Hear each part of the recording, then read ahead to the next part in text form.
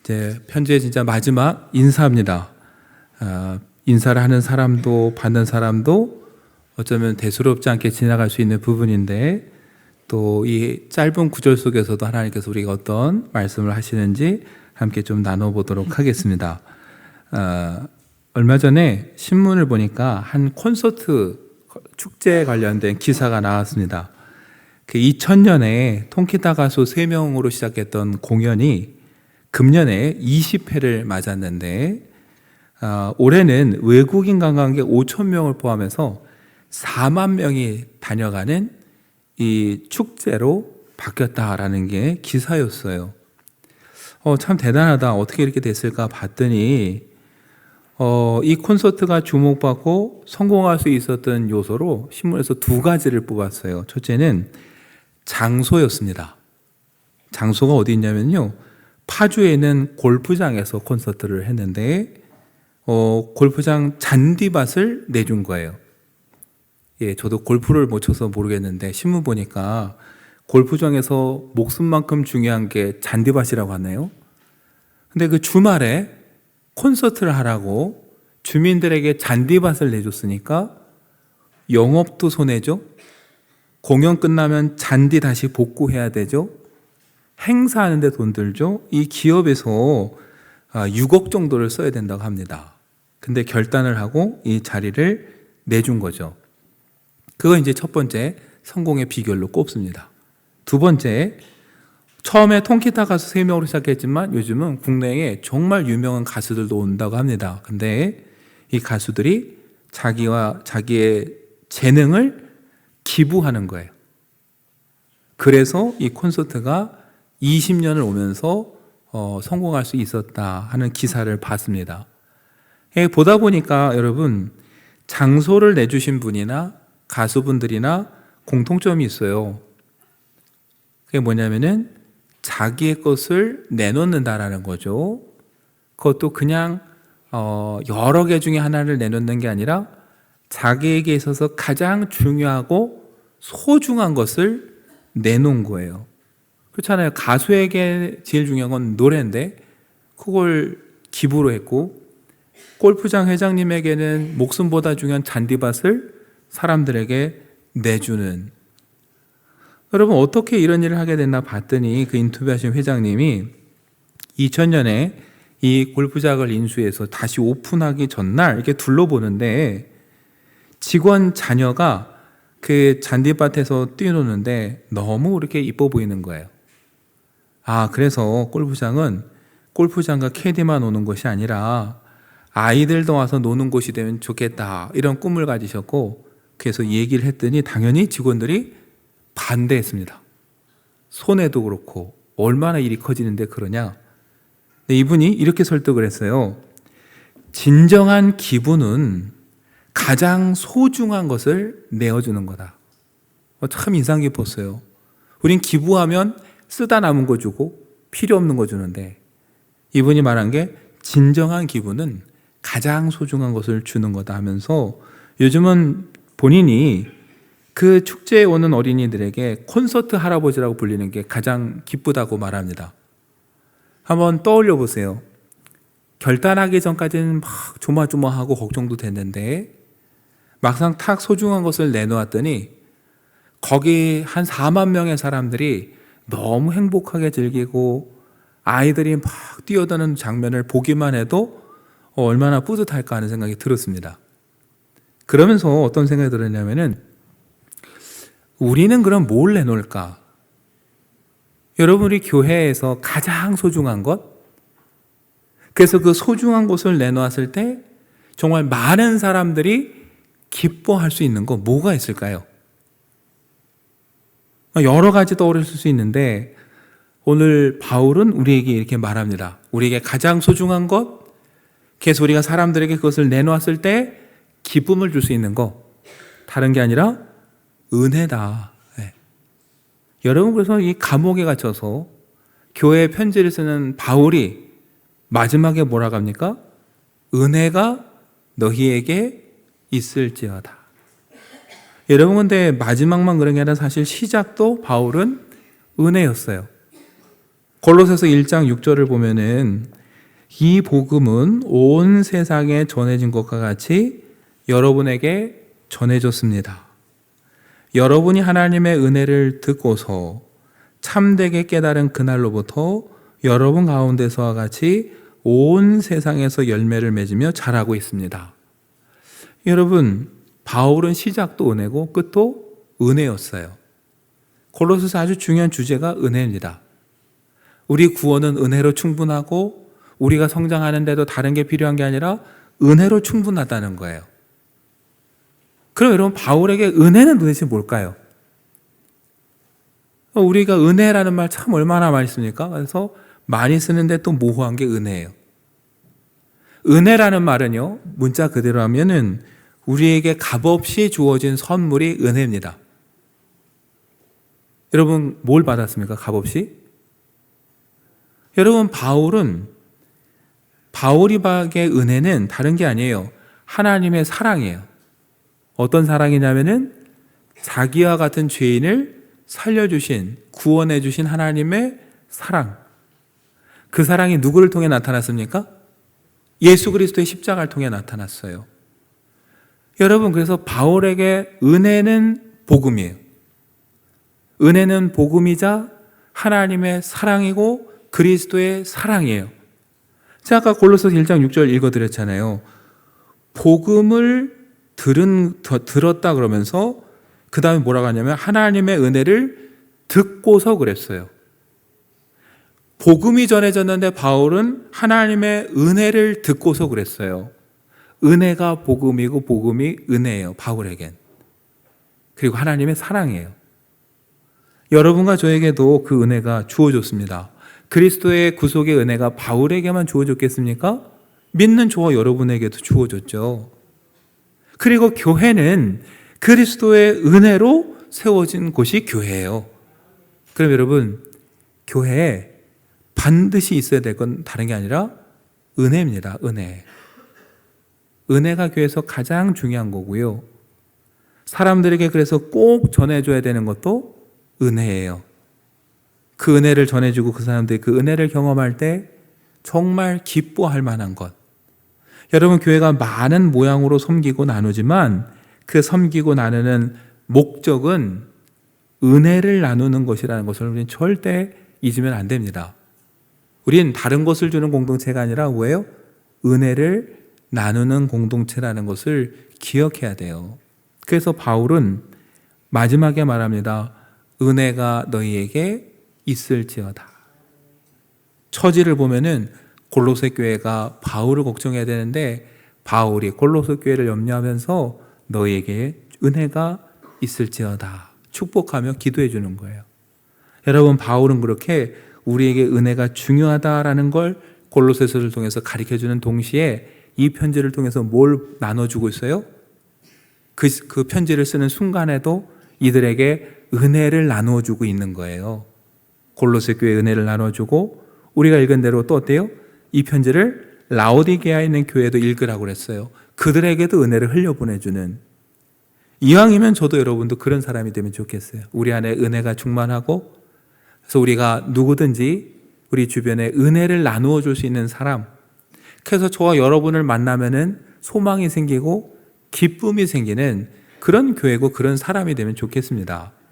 세상에서 힘들다고 탄식하는데 이왕이면 저와 여러분 만나서 그래도 소망이 생기고 기쁨이 생긴다라는 말을 들어야 되지, 안 그래도 힘든 세상 우리 만나는데 더 힘들다는 얘기는 들으면 안 되겠죠.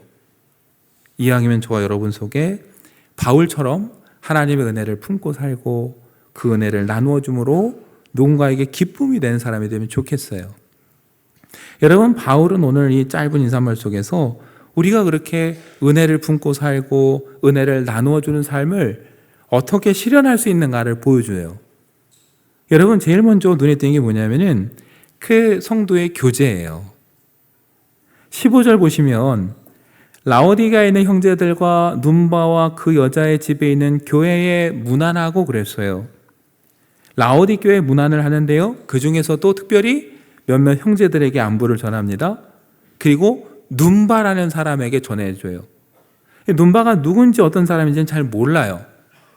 근데 분명한 건 뭐예요? 오늘 그 눈바의 집에 뭐가 있어요? 교회가 있다라는 거예요. 그러니까 라오디 교회가 어디에 모였냐면 눈바의 집에 모이는 거예요.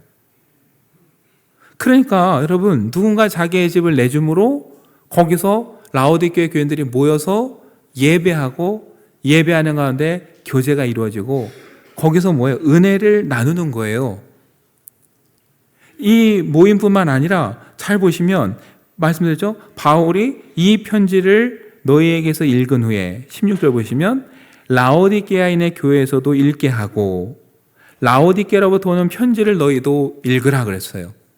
모여서 은혜를 나누는 것뿐만 아니라 비록 바울과 교회가 떨어져 있지만 편지를 통해서도 어떻게 해요? 끊임없이 성도의 교제를 하는 거예요. 생각해 보니까 여러분, 바울이 편지를 써서 이렇게 교제하는 거 어쩌면 오늘날 우리가 온라인으로 만나는 걸지도 모릅니다. 온라인이든 오프라인이든 여러분, 신앙생활은 함께 하는 겁니다. 함께 할 때 내 은혜를 나눠줄 수 있고 내가 흔들릴 때 누군가로부터 또 은혜를 받아서 채울 수 있게 되는 거예요. 그래서 여러분, 함께 하는 거, 성도의 교제는 정말 중요한 거예요. 여러분, 좋은 사람 만나시고 좋은 신앙의 사람들과 교제를 나누시면서 은혜를 주고받으면 좋겠어요. 내가 힘들 때 같이 할 수 있는 사람. 근데 아쉬운 건 요즘은 교회 안에서도 잘 되면 내가 나오겠다는 분들이 너무 많아요. 잘 되면 그때 만나자. 여러분, 잘 되면 만나자는 세상에 사는 이야기고요. 교회는 힘들 때도 만날 수 있어야 돼요. 그래서 위로가 되고 은혜가 나누어져야 돼요. 근데 왜 안 될까 제가 생각을 해봤더니 모여서 세상의 이야기를 해요. 내 자랑을 해요. 자랑하겠다고 한 건 아니지만 하다 보니 내 자랑이 됐어요. 누군가 상처를 받아요. 여러분, 모였는데 은혜가 안 된다면 우리가 그 다음 뭘 봐야 되냐면은 모여서 우리가 무슨 얘기를 하나 봐야 돼요. 바울은 편지를 쓰면서 말했어요. 모여서 뭘 하라고요? 이 편지를 읽으라 그랬어요. 바울의 가르침을 모여서 읽으라 그랬어요. 골로새 교회가 읽고 나면 라오디 교회 가서 읽어주고 또 16절에 뭐라고 합니까? 라오디 교회에도 편지를 보냈어요, 바울이. 거꾸로 라오디 교회에서부터 편지가 오거든 골로새 교회도 함께 읽고. 여러분, 모여서 뭘 해야 되냐면 실은 우리는 하나님의 말씀을 나눠야 돼요. 그 말씀 가운데 하나님이 나에게 주신 은혜를 나눠야 돼요. 이게 없으면 여러분, 모여서 은혜가 되는 게 아니라 시험거리가 돼요. 그런 면에 있어서 오늘 우리는 모이고 있는지, 모여서 무엇을 얘기를 하고 있는지를 살펴봐야 됩니다. 얼마 전에 젊은 신학자들과 목회자들이 모인 모임에 가서 가만히 지켜보니까 고민이 다 비슷해요. 나만 고민을 하는 줄 알았더니 여러분, 이 시대 교회들이요, 모두가 똑같은 고민을 하고 있어요. 같은 고민을 이야기하면서 여러분 그 자체도 위로가 되는데 그 가운데 어떻게 하나님이 은혜를 주셨고 이 일들을 해결해 갔는지를 함께 듣다 보면은 소망이 생겨요. 우리도 되겠구나. 여러분에서 제가 깨달은 게 뭐냐면 하나님은 우리에게 말씀을 주십니다. 근데 그 말씀은 나에게 주시는 말씀인 동시에 나에게만 주시는 게 아니라 나를 통해 모두에게 주시는 말씀이에요. 나와 같은 고난과 시련을 겪고 있는 사람에게 주시는 말씀이에요. 그러니까 여러분이 먼저 말씀을 알아야 되고 말씀 가운데 은혜를 받아야 되고 그래서 모이면 그 말씀 가운데 내가 받은 은혜를 나누어야 돼요. 그래서 그 은혜가 누군가에게 또 소망이 되고 힘이 될 때 여러분 그 모임은 아름다운 모임이 되고 누군가에게 기쁨이 되는 모임이 될 수 있다는 거. 바울은 오늘 우리 그걸 보여주고 있는 겁니다. 모여야 되고요. 그 다음 모이면 말씀 가운데 주신 은혜를 나누는 게 우리 성도의 교제고 그 다음 더 중요한 게 있어요. 그 모임이 온전히 이루어지기 위해서는 여러분 누군가의 헌신이 필요하다는 거 우리는 그걸 기억해야 됩니다. 아까 말씀드렸죠? 라오디게아가 모이기 위해서는 장소가 필요했어요. 눈바가 그것을 내줬어요. 수백 년 전이나 지금이나 자기 집을 내놓는 일은 쉬운 일이 아닙니다. 근데 누군가의 헌신을 통해 거기서 성도의 교제가 이루어질 수 있었어요. 바울이 17절에 이렇게 당부하죠. 아키뽀에게 이르기를 주 안에서 받은 직분을 삼가 이루라고 하라. 아키뽀에게 전하라는 거예요. 주님이 주신 직분 잘 감당하라고 가서 전하라는 거예요. 여러분, 아키뽀가 누군가? 빌레몬서에 나옵니다. 빌레몬서 1장 1절과 2절에 보면 그리스도 예수 때문에 감옥에 갇힌 나 바울과 형제 디모데가 우리의 살아가는 동역자 빌레몬과 그다음 2절에 자매 아비아와 부부입니다. 빌레몬과 아비아 부부. 그 다음에 누가 나옵니까? 우리의 전우인 아키뽀아 이렇게 나옵니다. 여러분, 세번역 성경은 전우라고 그랬어요. 그리고 다른 성경에서는 함께 병사된 자, 함께 싸우는 자 이렇게 돼 있어요. 여러분, 바울이 함께 싸운다, 함께 종이 됐다, 전우다 말할 때는요, 정말 하나님의 신실한 사람들에게 그런 이름을 붙였어요. 여러분, 그래서 아키뽀는 정말 바울이 보기에 신실한 사람이었다는 걸 알 수 있고, 또 하나 뭘 알 수 있냐면은 빌레몬과 아비아와 그 다음 아키뽀가 나왔잖아요. 그래서 사람들은 아키뽀가 빌레몬의 아들이거나 최소한 그 집안 식구겠구나 이렇게 추측을 하는 거예요. 여러분, 빌레몬도 자신의 집을 교회로 내놓은 사람이에요.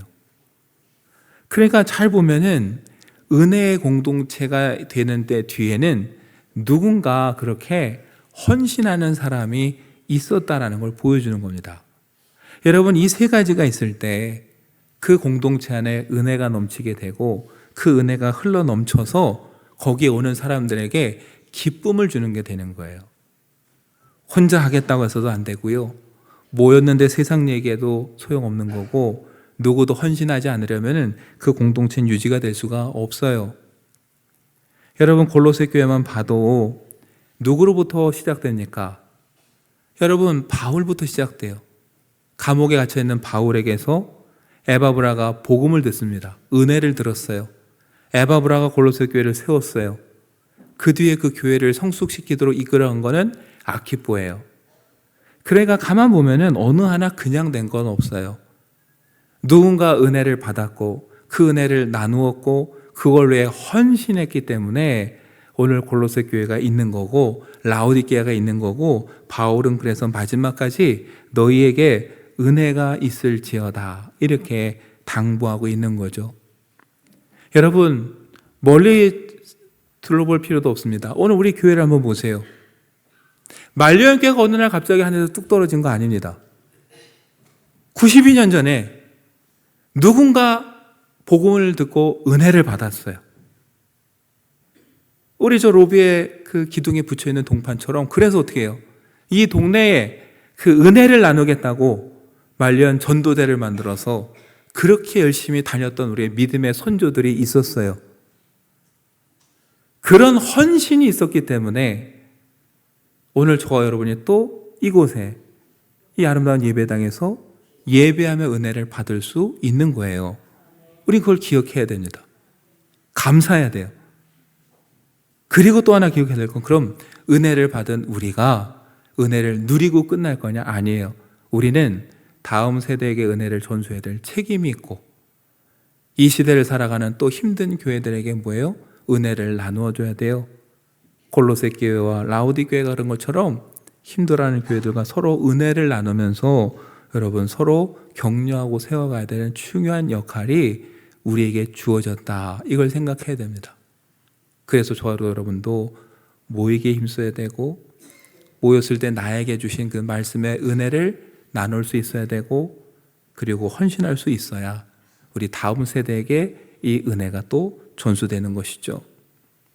여러분, 은혜라고 하니까 거창하게 생각하실 수 있어요. 나는 하나님에게 놀라운 어떤 간증거리도 없고 특별한 일도 없고 오히려 지금 어려운 가운데 있어서 내가 무슨 은혜와 상관이 있을까 싶을 수 있어요. 근데 여러분, 아까 말씀드렸죠. 바울이 말한 은혜는 뭐라고요? 하나님의 사랑. 우리가 아직 죄인 되었을 때 우리를 구원하시기 위해서 아들을 보내주신 사랑이에요. 바울 자신이 경험했어요. 죽을 수밖에 없는 자기를 살려주신 그 은혜. 그게 은혜예요. 다른 게 없었어요. 그렇다면 저도 여러분도 이미 뭐예요? 하나님의 은혜 가운데 있는 사람들이에요. 그래서 하나님의 자녀가 되었고 구원받은 백성이 되었고 그래서 오늘 이곳에 예배하고 있는 거죠. 매일매일 살아가는 거 여러분 평범한 일상 은혜입니다. 여러분 매일매일 일상이 당연한 게 아니라 은혜예요. 문제가 생기면 왜 나만이 아니라 원래 세상이 이렇게 험악한데 그동안 문제가 없었다면 그거야말로 하나님의 은혜다라고 우리가 생각을 해야 되는 거예요.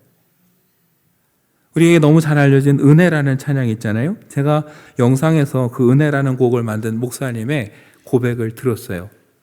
어떻게 이 곡을 만드셨나가 봤더니 처음에 노트에다가 은혜라는 제목을 적고서는 가사를 썼답니다. 2년 동안 뭐가 이렇게 감사한가 떠오를 때마다 하나씩 적었는데 2020년 코로나가 터졌죠.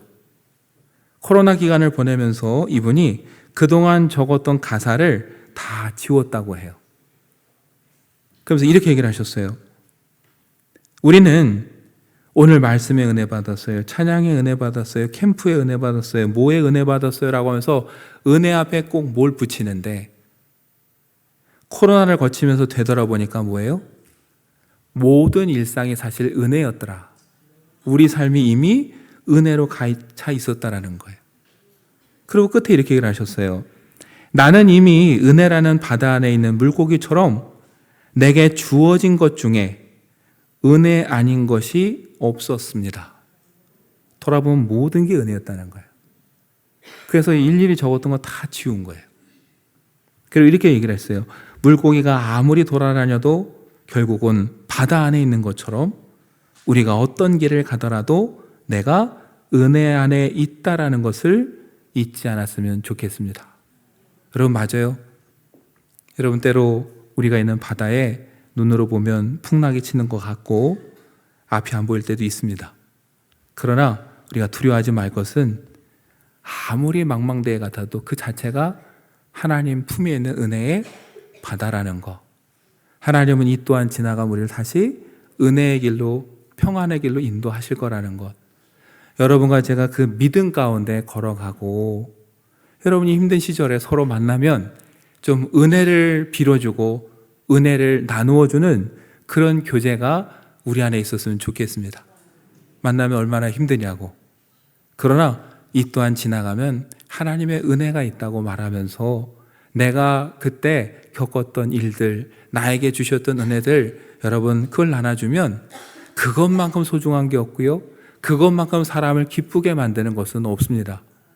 이왕에 우리 말년교회가 그런 교회 돼서 누가 와도 이 교회에 오면 기쁨으로 돌아갈 수 있고 소망으로 돌아갈 수 있는 그런 교회가 되면 좋겠고 그러기 위해서 먼저 저와 여러분의 마음속에 늘 하나님의 은혜가 충만하기를 기원합니다.